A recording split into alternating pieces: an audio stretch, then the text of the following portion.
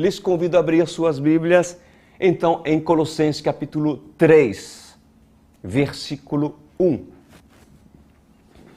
Colossenses, capítulo 3, versículo 1 em adiante. Nós vamos orar e sempre pedir capacitação ao Senhor. Meu querido Pai Celestial, que a sua palavra ferve no meu coração, para que antes de poder propagá-la, eu mesmo possa recebê-la e reconhecer que há uma necessidade, que ela produz mudança em mim e mudança neles. Porque afinal, tu és pastor dos pastores. Tu és meu bom pastor. E assim, que o Senhor possa nos instruir, que o Senhor possa nos convencer daquilo que é necessário aprender de Ti hoje, ao ler Colossenses. Obrigado, Espírito Santo, por mais um ensino nessa noite, em nome de Jesus, e todos dizem amém. Muito bem. Gente, Colossenses 3:1 disse Paulo, e vai nos instruir, inclusive, para nos tornarmos pessoas santas. Gente, sem santidade é impossível ver a Deus.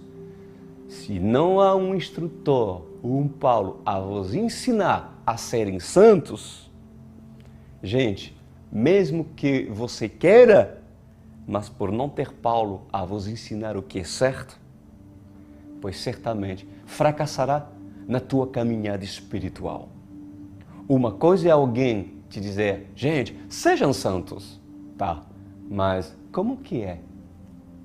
Se aprenda a ser santo, alguém pode me ensinar, me instruir sobre o que é a santidade e quais são os passos para manter a santidade e agradar a Deus? Pois hoje nós vamos aprender isso, inclusive, do apóstolo Paulo. Disse, portanto, já que vocês ressuscitaram com Cristo, procurem as coisas que são do alto, onde Cristo está sentado à direita de Deus. Mantenha o pensamento nas coisas do alto, disse Paulo, e não nas coisas terrenas, pois vocês morreram, e agora a sua vida está escondida com Cristo em Deus. Quando Cristo, que é a sua vida, for manifestado, então vocês também serão manifestados com Ele em glória. Nós vamos falar sobre esse trecho, aonde vamos extrair, como sempre, pela graça, muitos ensinos maravilhosos. Paulo diz, meus amados, presta atenção, por favor, e disse, mantenha. É um comando. Vocês querem viver para Cristo? Vocês querem ser chamados de cristão verdadeiro? Então, mantenha o pensamento nas coisas do alto e não nas coisas terrenas, disse Paulo, pois vocês morreram. Olha só, você vê que a carta se refere para quem morreu, para seus pecados, delitos e pecados, ou seja, para aquele que de verdade quer um compromisso com Jesus Cristo. Consegue entender? Vocês, disse Paulo, morreram e agora a sua vida está escondida com Cristo em Deus. O que isso significa? Que a vida de um santo, de um escolhido, está escondida com Cristo em Deus. Você poderia me explicar, pastor Cris? Estou aqui para isso. Eu vou te ensinar com certeza. Por que a nossa vida estaria escondida com Cristo em primeiro lugar. Por quê? E quem nos esconderia e aonde estaríamos escondidos com Cristo? Eu gostaria, pastor Cris, que você me explicasse isso e pudesse responder a essas perguntas. Então preste atenção que obviamente eu vou lhe falar. Todo tesouro de grande valor, porque um tesouro é tesouro porque tem muito valor, né? Toda pérola preciosa de grande valor deve ser escondido dos ladrões e salteadores. Por quê? Porque é exatamente o que os ladrões querem, aquilo que é precioso.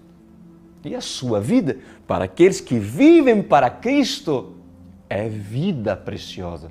E principalmente aos olhos do Senhor, cujo te vê com olhos da sua noiva, da sua amada, cujo tem um valor inestimável.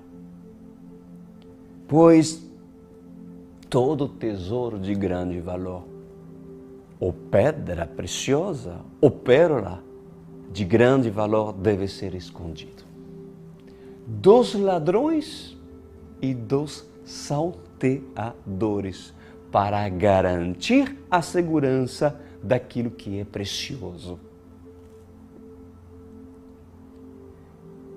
Pois para garantir essa segurança é necessário esconder no lugar onde só tem objeto de valor.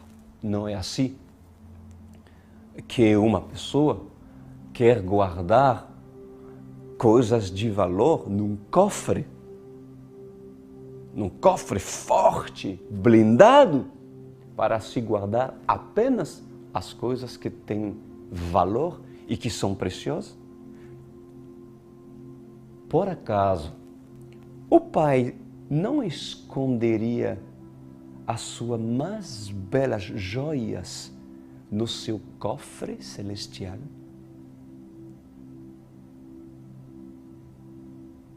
Se você é nascido de novo, o Senhor vos chamará de a menina dos meus olhos, a minha amada igreja. E quão precioso, quão preciosa você se torna aos olhos do Mestre. O Pai não esconderia as suas mais belas joias no seu cofre celestial? Junto com o primogênito de todos os irmãos, Jesus. O Pai não esconderia os escolhidos debaixo do seu esconderijo? Por acaso, o salmista não revela que o Altíssimo, ele tem um esconderijo?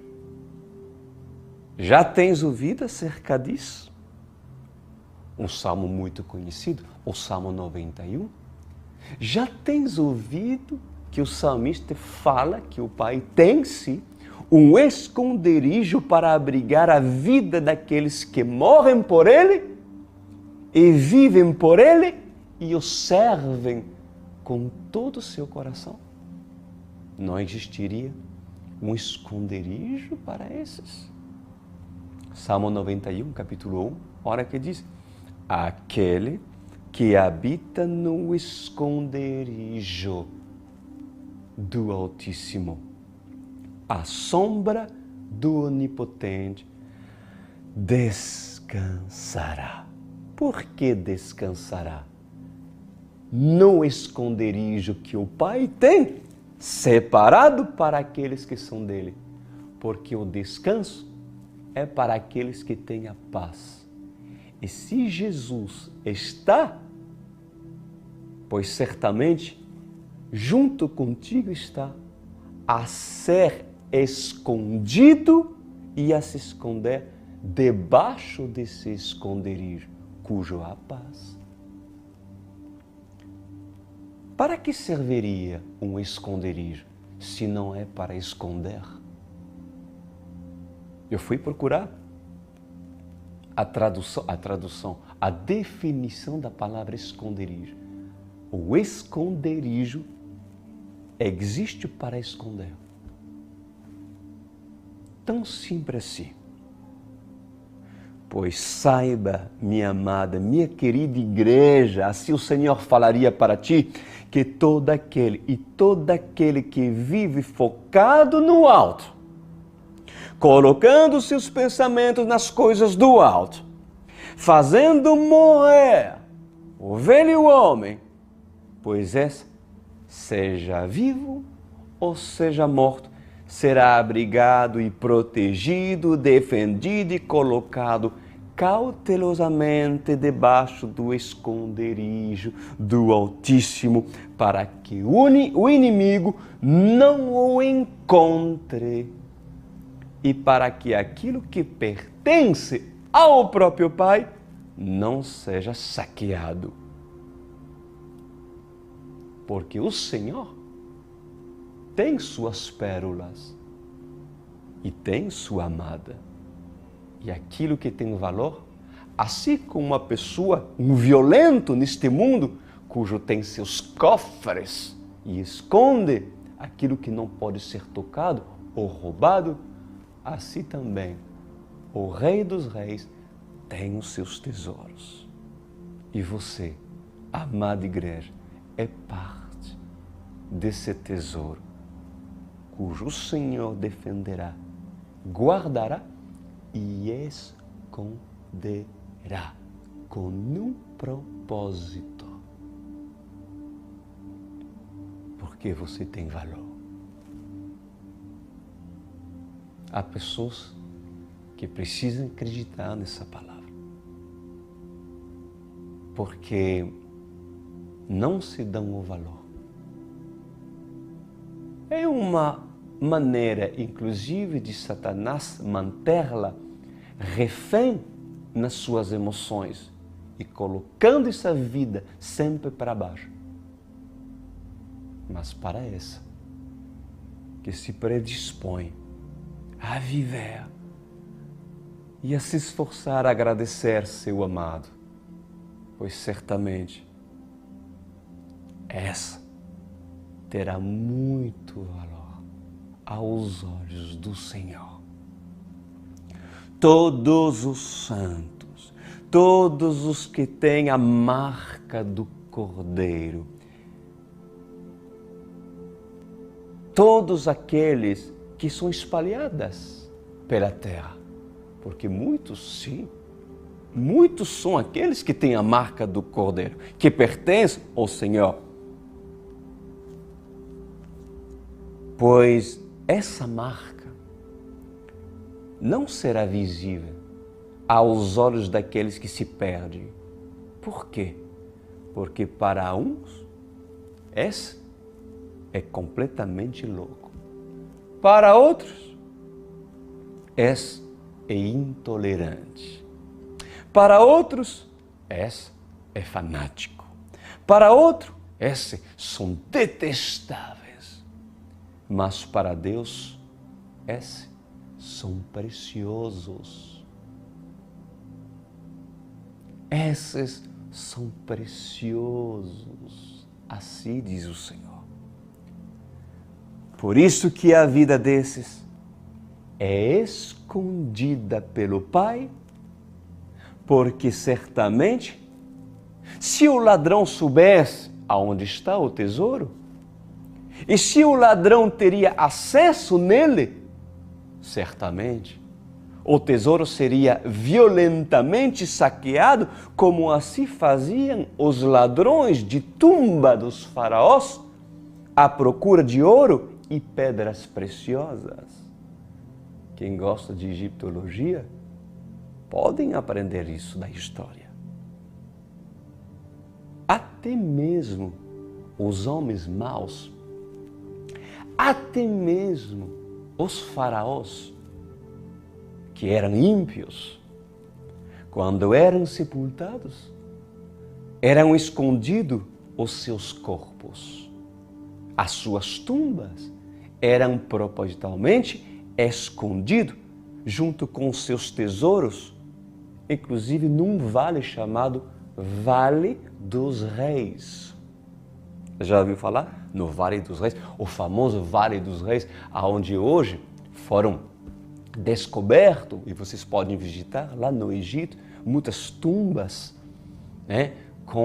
E entrar nelas todas gravadas com a história, né, relatada na sua época, e onde foi descoberta, inclusive, no Vale dos Reis, a tumba, a mais famosa tumba de Tutankhamon, do faraó, do jovem que morreu precocemente. Pois nesses Vale dos Reis estavam escondidas as tumbas dos faraós, escondidos com o propósito também de não revelar, porque junto com ele, eles colocavam todos os seus tesouros e pertences, aonde havia ouro, prata, enfim, um verdadeiro tesouro. Mas no Vale dos Reis, o rei que sempre foi acima desses reis, não precisou se esconder muito tempo na tumba de Arimateia. Da tumba que Arimateia preparou, porque os ladrões, mesmo sabendo onde o corpo do rei estava, não conseguiram tomar o que era do pai. E por não conseguir tomar aquilo que sempre foi do Pai, Jesus, o próprio Espírito Santo, o ressuscitou e o levou para perto da onde sempre Jesus esteve. Pois os reis da terra sempre serão saqueados por ladrões. Mas o Rei do céu e aquele cujo virá como Rei na terra, Jesus Cristo, jamais foi saqueado pelo ladrão, porque nele não havia legalidade para ser saqueado ou muito menos roubado. Então, meus amados, houve legalidade tanto para os santos como Maria, como João, discípulo de Jesus, e até Pedro entrarem no túmulo. Mas muito mais havia legalidade, foi dado ao Espírito Santo a entrar no túmulo para tomar para si aquilo que era dele. E tudo e aquilo que é propriedade do Pai é guardado num cofre indestrutível e impenetrável. Haveria alguma possibilidade do maligno o achar quando Deus o esconde? Haveria essa possibilidade, amados ouvintes da Palavra de Deus? Deus não seria mestre na arte de esconder-se e de vos esconder? Noiva amada, aquela que tem valor aos olhos do seu amado. Você quer brincar de esconde-esconde com o Senhor?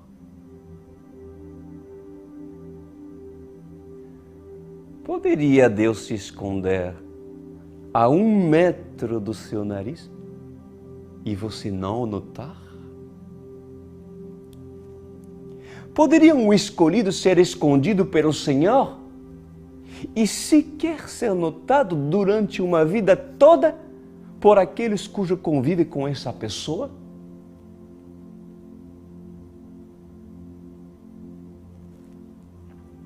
Pois se Deus quer, escuta isso, se Deus quer que os outros que não lhe servem acham você, quando até o dia de hoje Ele te esconde, pois Ele fará. Porque se Deus quer te esconder, não adianta. Porque mesmo que todos o vejam todos os dias e o cercam todos os dias, esses não saberão nunca quem tu és em Cristo. Porque Deus quer esconder desses aquilo que de verdade tu és, um homem ou uma mulher de Deus. Mas se Deus não quer que os outros, cujos são duros e insensíveis de coração, se Deus não quer que esses achem vocês, então esses continuarão não entendendo quem está perto delas, porque Deus decidiu escondê-los dos que podem pisar as pérolas, cujo um santo carrega no seu embornal. Por isso que Paulo diz: pois vocês morreram e agora a sua vida está escondida com Cristo em Deus. Quando uma pessoa se predispõe a morrer pelas coisas da terra, pelas coisas terrenais, meus queridos, morrer pelo sistema, morrer nos seus delitos, morrer nos seus pecados, então esse terá o direito de se esconder e de ser escondido daqueles que não são dignos de saber quem se esconde em você. E veja o que Paulo disse a mais. Versículo 4. Quando Cristo, que é a sua vida, olha isso, se Cristo de verdade é a sua vida, quando Cristo, que é a sua vida, for manifestado, então vocês também serão manifestados com Ele em glória. Vamos entender esse versículo? Você quer que eu repita para você tentar entender o seu sentido? Olha só. Quando Cristo, disse Paulo, que é a sua vida, for manifestado, então vocês também serão manifestados com Ele em glória. Vamos entender. Jesus Cristo será manifestado pelo Pai? Há um propósito de Jesus se manifestar em dias vindouros, futuramente? De que forma o Filho de Deus, Yeshua, Jesus, se manifestará, amada igreja? De que forma? Haveria um dia onde a Bíblia promete a manifestação de Cristo? Certamente sim. E qual seria esse dia? Aonde o Rei dos Reis se manifestará, para também manifestar com Ele em glória os que lhe pertencem. Quando será esse dia, Pastor Cris? Pois escutem bem o que eu vou falar para todos aqueles que são a noiva, que se predispõem a morrer na carne para viver no Espírito. Para esses, assim o Senhor fala para esses. Quando o ladrão e quando o saqueador virá para saquear e perseguir a menina dos olhos de Deus, pois Deus preparará um esconderijo para que a sua noiva se esconde nas montanhas. E depois de escondê-la, o próprio Jesus, que é a vida, dessa noiva, que é a vida dessa igreja, se manifestará. E pelo fato dele se manifestar, todos aqueles que naqueles dias serão santos, serão também manifestados com ele em glória. Eis aqui o significado desse trecho. É num piscar de olho. É num piscar de olho, quando o Filho do Homem esperará a sua noiva nas nuvens, pois as vestes e o corpo corruptível da igreja do Senhor serão trocados por vestes e corpo incorruptível e levado no lugar aonde a glória do Pai os esperarão. Não é maravilhoso, gente? Isso é uma promessa. Então, vale ou não vale a pena fazer parte desse corpo? Vale ou não vale a pena morrer por ele? Pois eu vos encorajo nessa noite a permanecer e deixar de lado tudo que não é, para assim se esforçar em permanecer firme e santo, para que nesse dia vocês possam não somente ver, mas experimentar esse grande acontecimento. Vale ou não vale a pena participar desse corpo? Responde. Tu não estás comigo agora?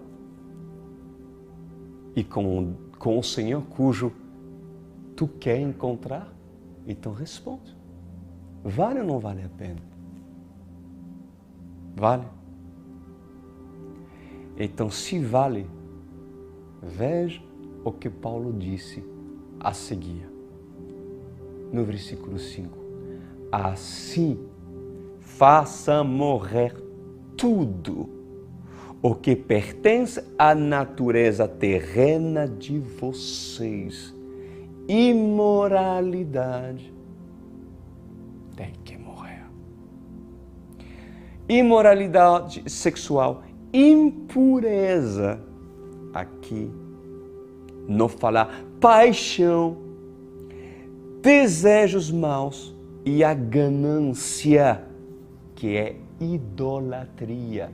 Pessoas apegadas no dinheiro. Que mais? Disse Paulo, é por causa dessas coisas que vem a ira de Deus. Tem muitas pessoas, não fala isso no púlpito. Pastor Cris, não fala esse pedacinho da carta avisando uma igreja que Deus pode se irar. Não pode falar isso. Sim, será falado porque está escrito. Porque os que estão aqui, os que amam Jesus, que querem Jesus, pois certamente não serão enganados. Mas Paulo diz, por causa disso, vem a ira de Deus sobre os que vivem na desobediência, as quais vocês praticaram no passado, quando costumavam viver nelas. Mas agora, disse Paulo, quando? Amanhã? Não. Agora, não amanhã, não depois de amanhã, mas agora. Abandonem todas essas coisas. Ira. Tem pessoas iradas, por acaso, que com tanta facilidade se inflamam e, em vez de manifestar a vara, ou seja, a palavra do Senhor, e apenas tocar a rocha, que é Cristo, e dela extrair água para alimentar os que merecem, aliás, os que não merecem a água, mas a recebem pela graça, pois faz tal qual Moisés e se ira, e por causa da ira não entra na terra prometida. ira pode não o levar para o céu. Então Paulo fala, mas agora abandona todas essas coisas. Ira, indignação, maldade, maledicência e linguagem indecente no falar. Gente, tem pessoas que têm coragem de falar a questão de Jesus. Ouça elas 2 minutos. Em cada frase quase sai um palavrão. Ou um linguajar vulgar, cujo manifesta que realmente o Espírito Santo não está dentro delas. Disse Paulo, linguagem indecente no falar. E o que dizer aqueles que têm prazer com piadinhas lá no trabalho e se assentam junto na mesa dos escarnecedores e participam com eles em conversas que são indecentes, assim como Paulo as define no falar.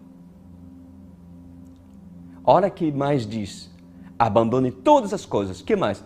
Não mintam uns aos outros. Tem pessoas que têm coragem de mentir para seu vinhateiro e seu pastor. Então, imaginem fora da igreja. Porque foram ensinados a mentir. Pequeninhas mentiras. Que mente pouco, um pouco também, no muito, fará. Porque continuará a mentir. E Satanás preparará situações propícias para cultivar e manter a mentira, para que justamente sejas tal qual ele. E quem mente também obedece a Satanás, porque ele é o pai da mentira. Não existe pequeninhas mentiras ou grandes mentiras. Mentiroso é aquele que mente pouco, mas mente.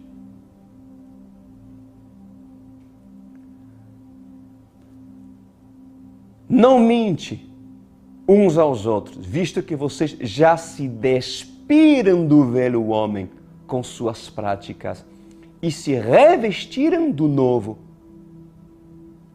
Se revestiram do novo, o qual está sendo renovado com conhecimento, ou em conhecimento, à imagem do Criador. Consegues tu ver aqui o novo? Porque Paulo fala assim, esses se revestiram do novo. Há do novo naquilo que Paulo está falando. Ou seja, o odre que quer receber o novo vindo de Deus. Pois, para seu saber, ele precisa ser renovado em conhecimento. Se você quer ir para o céu, pois certamente o odre, que é a carcaça daquilo que precisa receber, precisa ser novo e não velho. Ou seja, a manutenção do novo odre é a renovação do conhecimento. Não entendi, pastor. Eu vou lhe explicar. Para que a nova criatura continue a ser nova criatura em Cristo Jesus e a se evoluir à imagem de Cristo, é necessário que essa nova criatura seja renovado no pleno conhecimento da vontade de Deus, ou seja, renovado pela Bíblia, renovado pela palavra de Deus. Para um vinhateiro, que é vinhateiro de verdade, instituído pelo próprio Senhor, as folhas fazem parte de uma figueira. E inclusive as folhas, que representam o conhecimento, não o fruto, né? Porque muitos têm folhas, mas não têm fruto. Mas as folhas, elas têm seu propósito de estar.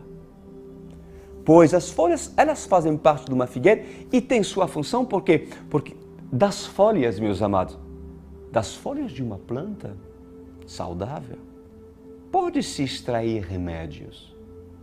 E pode também se extrair ou produzir chás que curam muitas doenças. O conhecimento da vontade de Deus é fundamental. Não um conhecimento humano alimentado pela sabedoria do homem, mas o conhecimento que sai da boca de Deus. Então, meus amados, o novo, Paulo diz que o novo deve se revestir pelo conhecimento da palavra de Deus, quando ela é revelada, obviamente, pelo revelador. De que tu tens revestido o teu odre, cujo muitos dizem, o meu odre, pastor Cristo, é novo? Porque se queres receber o vinho novo, Jesus diz, o odre deve ser novo. Se é velho, ele rachará. E assim, tudo aquilo que é novo, mesmo que entre, sairá. E nunca será retido e guardado dentro desse odre. O que tu tens recebido no teu odre? De que tens recebido o teu odre, cujo muitos acham que é novo? De qual conhecimento? Pois um sábio que é sábio revestirá o seu odre novo pelo que é novo e não pelo que é velho. Um sábio que é sábio não derrama no seu odre lixo, o vinho velho, porque certamente também não o suportará. Pois certamente o odre que é verdadeiramente novo reconhecerá o que é novo. E quando alguém vier para propor o velho para ele, esse não permite. Por quê? Porque esse aprendeu a se renovar dia após dia pelo novo. Mas aí você pode se perguntar, Pastor Cris, como conseguirei discernir o que é novo do que é velho? Como eu posso saber que esse vinho é o vinho novo, vindo de Deus, e esse vinho é velho, ele vem dos fariseus? Como eu posso saber? Você quer saber? Todo odre que verdadeiramente quer ser trocado para ser novo, que deseja trocar seus falsos ensinos para novos ensinos, que deseja trocar a velha criatura pela nova criatura, porque quer nascer de novo, pois esse procurará o fabricante de odre. E por tê-lo buscado, o fabricante, e por tê-lo encontrado, esse não somente lhe dará uma nova aparência, mas também indicará esse odre para um vinhateiro que produz vinho novo.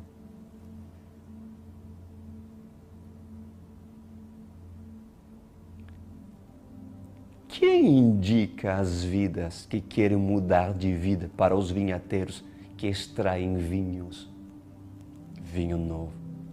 Quem é aquele que indica?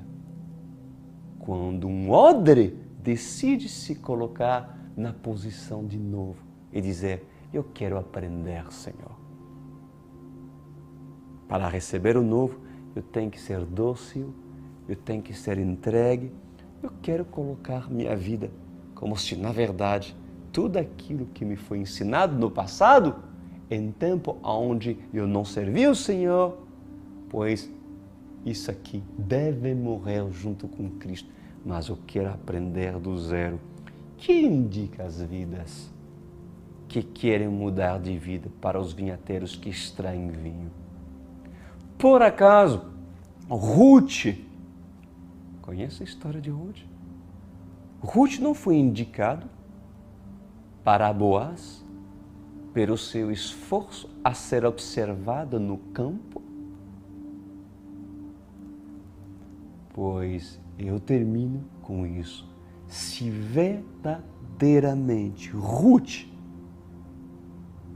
que é uma moabita, simbolicamente representando uma pecadora, se Ruth, que é uma moabita, entra no campo de Boaz, que representa Jesus, e sendo observados pelos trabalhadores de Boaz, permanece fiel, então Ruth, mesmo moabita, mesmo pecadora, será levada até Boaz.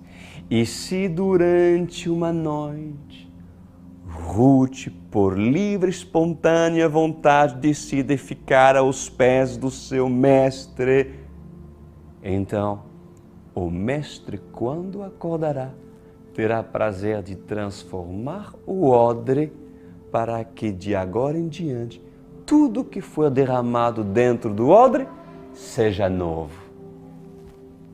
Pois Ruth se tornou um odre novo, porque a vida de Ruth não foi mais do lado dos moabitas, mas do lado daquele cujo decidiu casar com ela. Porque Boaz, que representa Jesus, se apaixonou, sim, por uma moabita que decidiu aprender a cultura dos judeus. E para aprender a cultura de Boaz, ela teve que se submeter tanto aos trabalhadores cujos estavam a trabalhar por Boaz, mas teve que quebrar o odre de Moabe, dos moabitas, todos os ensinos que não prestavam, para se colocar na posição de aprender do zero. Se colocou, e assim o Senhor, vendo isso, não somente trocou o odre, mas o preencheu. O preencheu.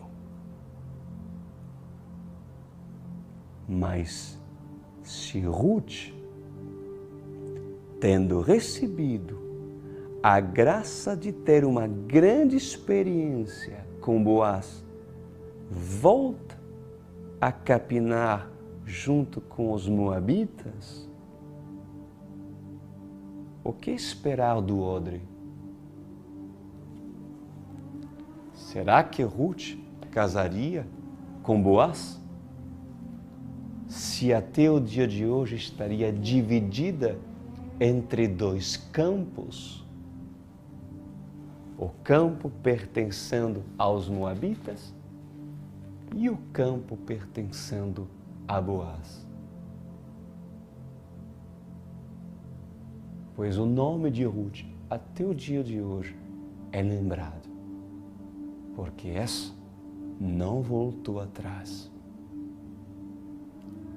e sepultou toda a sua cultura antiga, os seus deuses, ídolos, tudo que pertencia ao sistema de Moabe para si aprender, viver daquilo que Boaz e todos aqueles que se abrigam debaixo desse campo têm para oferecer e derramar na vida desse odre que Boaz fez novo.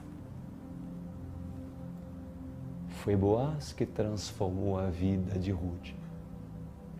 E quão agradecida Ruth deveria ter sido por tanto amor, misericórdia e consideração de um homem que já há tempo estava a observá-la. Pois Boaz te observa, ele te vê, te conhece, acompanha o seu crescimento, mas também acompanha para outras pessoas a sua rebeldia e não o seu progresso. Então, faz como Paulo nos ensina a fazer. Se queres viver com Ele, seja pois tu renovado pela palavra e cuida do novo e não volta às práticas antigas. Vamos orar. Pai amado, eu quero lhe agradecer nessa noite, pois o Senhor tem falado, o Senhor tem selecionado essa palavra para se tratar com aquele cujo Senhor ainda tem esperança de transformar. E aquele cujos estão regredindo em vez de progredir, que imediatamente essa palavra venha trazer temor, a se posicionar na posição cujo ela deve estar. Quando Ruth teve a oportunidade de entrar num campo cujos espigos estavam a esperar por Ruth, a serem pegos e comidos. Mas há pessoas que mesmo comendo e mesmo recebendo dessa graça, não procuram Boaz, porque não se interessam, apenas querem recolher os espigas. Ouvem a palavra e diz: que palavra linda dada por Boaz, e eu vou voltar a Moabe. E eu vou voltar aos meus costumes, mas eu não perco um culto de terça-feira e de sábado, pois esses certamente podem se colher alguns espigos pela graça que Deus dá a Ruth, mas nunca se casará com ele. Ou seja, não entrará no reino dos céus, porque a boda do Cordeiro, boda é boda porque é um casamento. E se é um casamento, não é qualquer. É o noivo Jesus com aquela cujo deseja ser noiva. Amém.